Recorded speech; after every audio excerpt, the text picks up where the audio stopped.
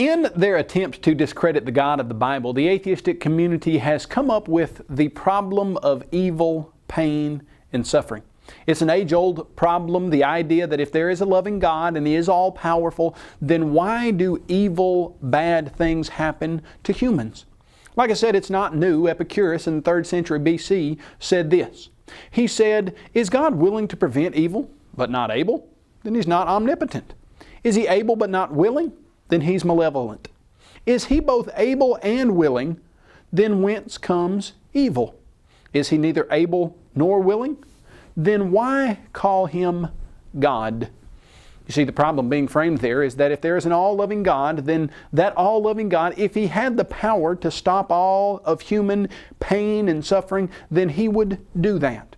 Since the 3rd century BC, most atheists in the atheistic community have presented this idea as evidence against the God of the Bible. Listen to what Charles Templeton said. He said, "If there is an omnipotent and loving God, why does He permit earthquakes, hurricanes, droughts, and other natural disasters to kill indiscriminately tens of thousands of men, women, and children?" You see, there again the atheist presenting the problem. If there is a God, why does He allow things to happen that seem to us to be evil or that contain pain and suffering for the human population?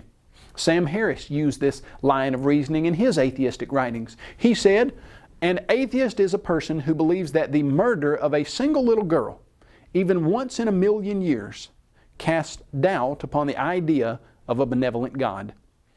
He said on page 55 of his work, The Letter to a Christian Nation, "This is the age-old problem of theodicy, of course, and we should consider it solved. If God exists, either He can do nothing to stop the most egregious calamities, or He does not care to. God, therefore, is either impotent or evil." You see, what's being said here is that God cannot be moral if there is any evil or pain or suffering that occurs in this world. But the question that we need to then pose to the atheistic community is, where would you get an idea of morality? The problem with atheism's attack on God here is that when they say there is an objective moral standard by which we can say that some things are evil, they are positing an objective moral standard whether they like to admit it or not. And if you're positing an objective moral standard, then there has to be an objective moral standard giver. Where would you get an objective moral standard according to the philosophy of atheism? You can't get one. William Provine has pointed that out for us, and it's easy to see from his writings and statements. He understands the implications of naturalistic evolution, of atheism. He said this, "Modern science directly implies that there are no inherent moral or ethical laws, no absolute guiding principles for human society." He's quoted in Expelled as saying, "It starts by giving up an active deity. Then it gives up the hope that there's any life after death. When you give those two up, the rest of it follows fairly easily. You give up the hope that there is any imminent morality." You see what's being said there, according to Provine? The implication of atheism is that you can't say that some things are evil. You can say we don't like them. You can say we'd rather them not happen. You can say we wish things were different. But you can't say they're morally wrong. So the problem of evil, pain, and suffering quickly becomes, for the atheist, the problem of evil. Because if there is objective moral evil, then there has to be an objective moral lawgiver. Nietzsche, in his work Beyond Good and Evil, wrote this, "We believe that severity, violence, slavery, danger in the street and in the heart, secrecy, stoicism, tempter's art, and devilry of every kind, that everything wicked, terrible, tyrannical, predatory, and serpentine in man serves as well for the elevation of the human species as its opposite." You see what Nietzsche was saying? If evolution is true, if there is no God and humans evolved from primordial slime over millions and millions of years, what caused us to be at the level where we are? He said some of the things that caused us to get here are devilry, tempter's art, stoicism, treachery, anything bad and serpentine and predatory and tyrannical in humans. You might not like it, You might say, I wish things were different. You might say it might be better for the human species to do things not that way. But if you were to say, according to atheism, can you tell me that something is objectively, morally wrong? You can't. C.S. Lewis ran into this problem as he was searching for truth in atheism. He came in contact with the reality that atheism cannot give you a foundation for evil or rightness. Here's what he said in that regard. C.S. Lewis said, my argument against God was that the universe seemed so cruel and unjust. But how had I got this idea of just and unjust? A man does not call a line crooked unless he has some idea of a straight line. What was I comparing this universe with when I called it unjust? Of course, I could have given up my idea of justice by saying it was nothing but a private idea of my own. But if I did that, then my argument against God collapsed too. For the argument depended on saying that the world was really unjust, not simply that it didn't happen to please my private fancies. Thus, in the very act of trying to prove that God did not exist, in other words, that the whole of reality was senseless, I found I was forced to assume that one part of reality, namely my idea of justice, was full of sense. Consequently, atheism turns out to be too simple. You see, what Lewis understood was that if you're going to say, we have a problem of evil, you're going to have to define evil with some type of standard.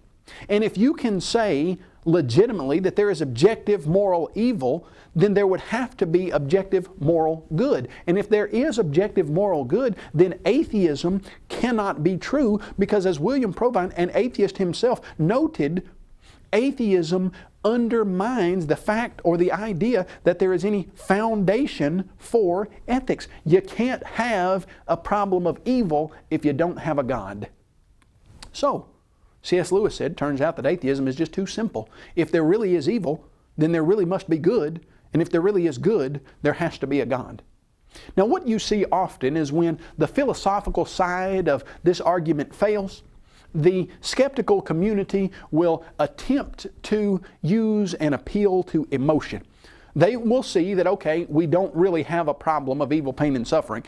And if we don't have a philosophical problem, well, maybe we can present an emotional problem. And in a debate that I had with Dan Barker, and in his writings, he often says something along these lines: all you have to do is walk into a children's hospital and you will see and know that a loving God does not exist. Is that true? That all you have to do is walk into a children's hospital and you see the suffering and pain that those children are going through and you know that God doesn't exist? No, it's not true at all. In fact, when you walk into a children's hospital, what do you see? Oh, you see some pain and suffering. But what do you see the parents and the doctors and the nurses doing with those children? You see them loving them, concerned about their welfare, taking care of them, sacrificing for them. Do you know you could use that same emotional appeal? And you could say, in order to prove that there is a loving God and that there is a standard of morality, of love and fairness and kindness and goodness, all you have to do is walk into a children's hospital and you will see care and concern for those children from doctors and nurses and parents and guardians. And those parents and guardians and doctors and nurses, they know that they're not going to be able to use these children to pass on their genetic information, but they love them and they care about them and they're concerned about them anyway. And that proves that atheism cannot be true and that there must be a moral God who gave us a moral standard by which we could use things like kindness and love and goodness to take care of these children. You see how that emotional argument works? You could use it for one as well as you could use it for the other. The emotional appeal that all you got to do is walk into a children's hospital and you know that God doesn't exist, it's absolutely positively wrong. Do people walk into children's hospitals all the time and believe in God and walk out believing in God? Absolutely. In fact, what you will see is that most of the people who are voluntarily going into those children's hospitals to give comfort and care to many of those children, most of them believe in God. Now, if that is the emotional appeal, as we're looking at this next idea, if there's not a problem of evil, because atheism can't give us a standard of evil and good, then there's a problem. They say, okay, maybe we can't give you evil, but there's a problem of harm, of suffering, of pain. We can see that some harm is being done to people.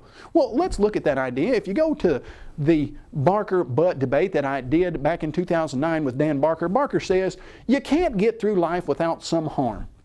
I think we all agree that it's wrong to stick a needle into a baby. That's horrible. But if that baby needs a life-saving injection, we will cause that harm. We will do that.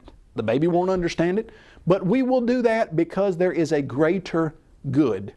So humanistic morality understands that within certain situations, there is harm and there's a trade-off of values. You see what Barker is saying, and what the atheistic community admits, is, all right, yes, it could be morally permissible for God to allow some harm if there was a greater good. Let me read to you another statement along those lines. Barker said, and may be right, may be wrong, when possible, you should try to stop the pain of others. If you have to hurt someone, then hurt them as little as possible. If you do have to hurt someone, then try to stop as soon as possible. A good person does not enjoy causing harm. You see, the understanding there is that under certain conditions, it might be the case that some harm or pain or suffering might be allowed to enter the world if it brought about a greater good. So let's see how the argument is progressing here. First, they suggest we got a problem of evil, pain, and suffering. We then point out, no, you can't say we've got a problem of evil because you can't say what is evil. Then you show that they say, okay, there's not a problem of evil, there's a problem of harm and pain. And then you suggest, well, could it be morally permissible for God to allow some pain if there was a greater good? And they say, yes, it could be morally permissible for God to allow some pain if there is a greater good. But they then argue that there's just too much pain. There's too much suffering. And they have to add a word. The word that they then add is pointless. They say, yes, we see pain and suffering in this world, and it could be morally permissible for God to allow some pain and suffering in this world, but there's too much, and some of it is pointless.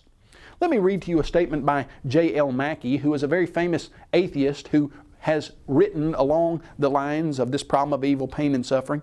He said that if the theist could legitimately show that the suffering in the world is in some way useful, then he said it's formally possible and its principle involves no real abandonment of our ordinary view of the opposition between good and evil.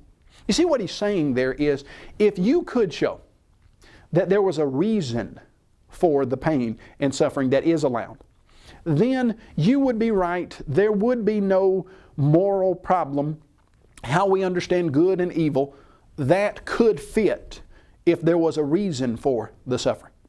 Now, it's not like he throws in the towel and says, okay, we give up. We as an atheistic community have admitted that some pain and suffering could be allowed, and God allows some pain and suffering. We give up, you win. No, that's not how this works.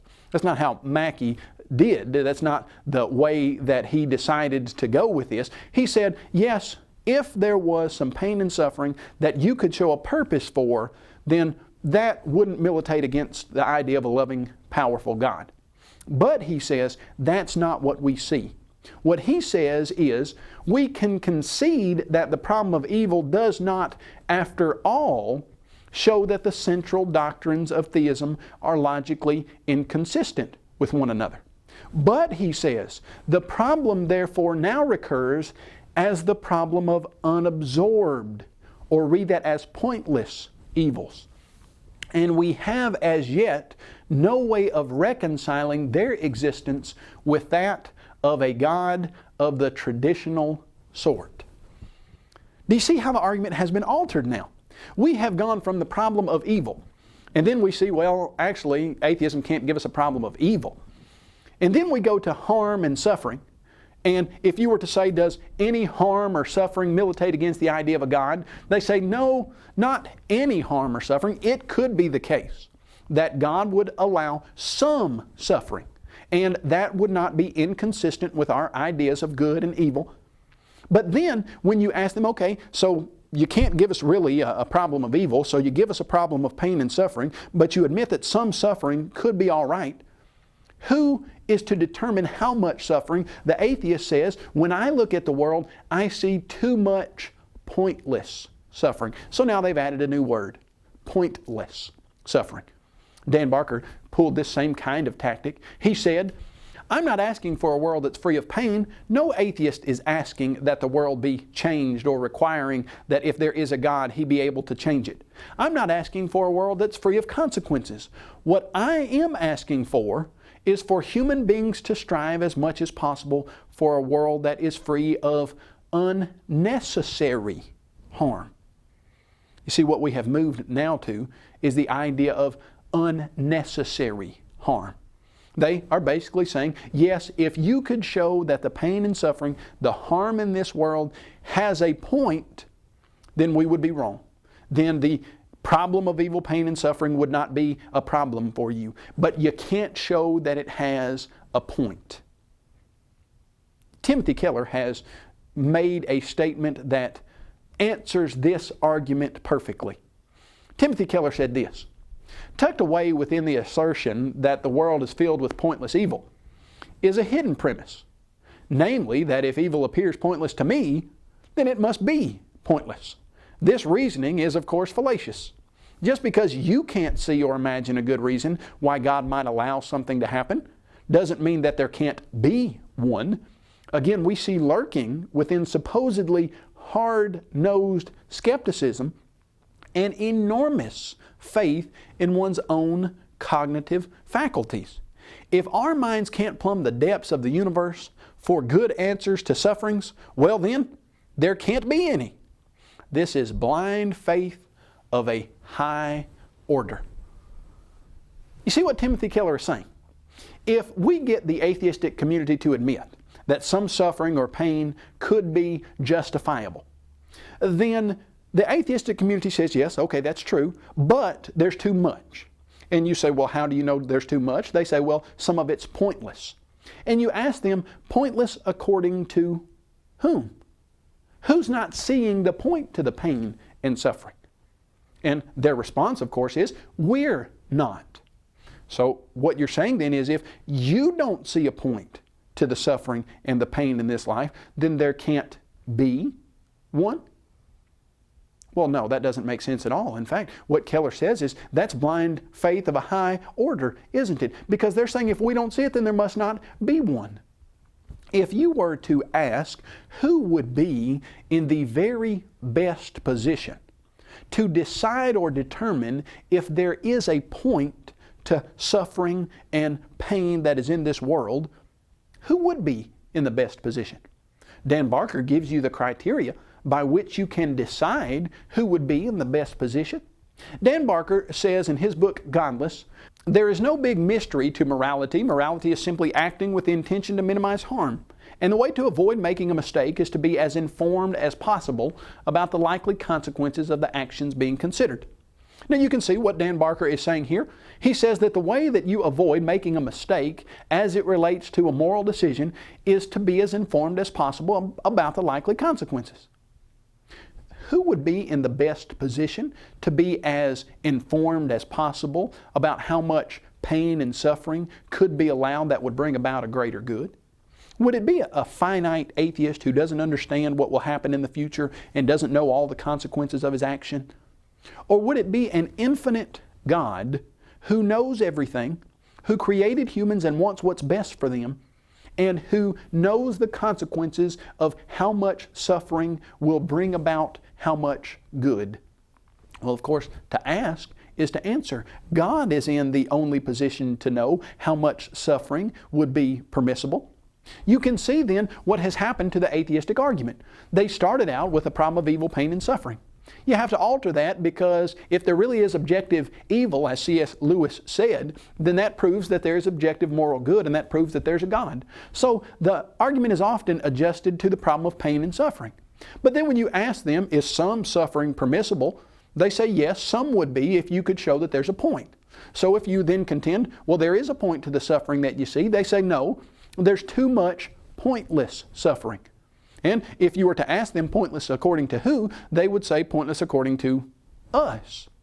Do you know why they see the suffering in this life as pointless, as not being used for a greater good? Because they have missed a key concept in the Bible. If there really is a God who loves His creatures and who has endowed them with an immortal soul, then that God would prepare a world by which they could have the most benefit for the longest amount of time. See, this world is a veil of soul making. The purpose for this world is not for humans to be as comfortable as possible for as long as possible while they live on this earth.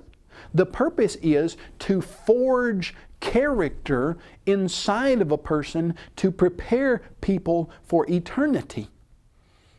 You see, if you misunderstand the purpose of something, you'll certainly misunderstand whether it's good or bad. Suppose I have in my house some decorative fruit. In fact, you can come into my house and there is a little tray on a metal piece of furniture that has 3 green pears. And suppose you go up to one of those pears and you take it off of that tray and you try to bite into it, and it's plastic. And you say, Kyle, this is ridiculous. This fruit is terrible. You can't eat this. It's no good for you. And I say, no, of course you can't eat it. Of course it's not good for you, because you're misunderstanding the point of the fruit. That fruit is not to eat. That fruit is for decoration. If you misunderstand the point, you'll always misunderstand the value of something. What is the point of our existence on this earth? Is it to be as comfortable as possible for the few years that we're going to live here? Or is it to form a character that can last through eternity, where we will live in paradise with God and have the best chance to form a relationship with God while we're here? Is it that this world is a probationary period where we're here for a little while, and the things that happen to us are in play to intentionally help us to see what's the most important? Eternal life. Yes. So you see, the problem of evil, pain, and suffering is not a problem for the Christian theist. In fact, if there really is evil, there is a problem for some group, and that's the atheistic group. But if we can show that there really is evil, then there must be good.